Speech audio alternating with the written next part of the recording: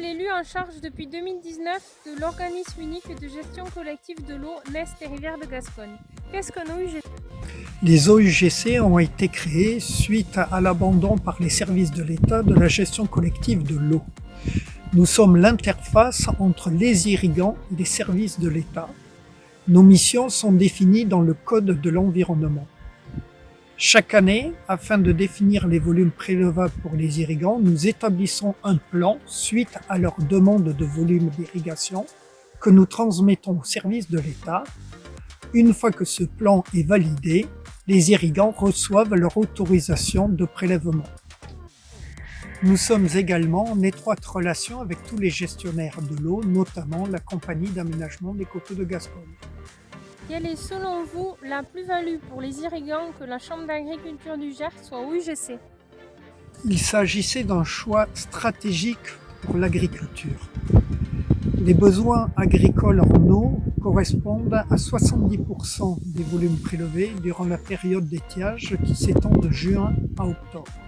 En dehors de la mission administrative pour le compte des irrigants, c'est la connaissance fine des besoins des agriculteurs et de la ressource en eau que nous réactualisons chaque année qui nous place dans la meilleure situation pour défendre la place de l'agriculture dans la satisfaction de tous les usages.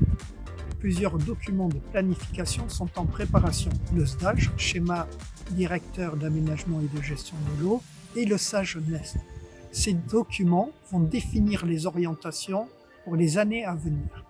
Il est très important dans le cadre du changement climatique qui accentue les sécheresses et diminue les débits naturels des eaux en été, de défendre la voie de l'agriculture dans une répartition de tous les usages. C'est pourquoi nous soutenons la création de réserves. Concrètement, pour les agriculteurs, quel a été l'apport de l'OUGC sur la campagne d'irrigation? Tout d'abord, d'obtenir pour chaque irrigant, quelle que soit sa ressource, son autorisation de prélèvement. Pour ces deux dernières campagnes, l'attention sur la ressource en eau a exigé aussi beaucoup de vigilance, de la part des gestionnaires tout d'abord, et de nous-mêmes aussi, pour faire en sorte que les besoins soient satisfaits tout au long de la campagne. Avec les changements d'assolement, de pratiques et de variétés, on irrigue du printemps à l'automne.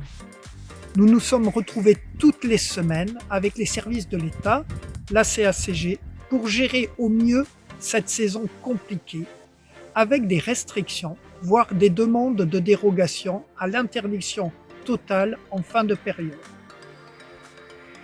Quel message avez-vous à faire passer aux irrigants pour qu'ils vous accompagnent dans les missions de l'organisme unique de gestion collective? Il est important que chaque irrigant comprenne que la gestion que fait l'organisme unique leur permet de les soulager de tracasseries administratives. C'est pourquoi il est essentiel que vous fassiez remonter vos demandes de besoins en eau et d'assolement, y compris lorsque vous allez effectuer des changements en cours de campagne. Et pour le futur? Pour le futur, se profile le renouvellement de l'autorisation unique pluriannuelle de prélèvement que l'organisme unique demande pour le compte de tous les irrigants du territoire Nest et Rivière de Gascogne sur 6 départements. C'est une étape importante avec en particulier la question essentielle des volumes prélevables.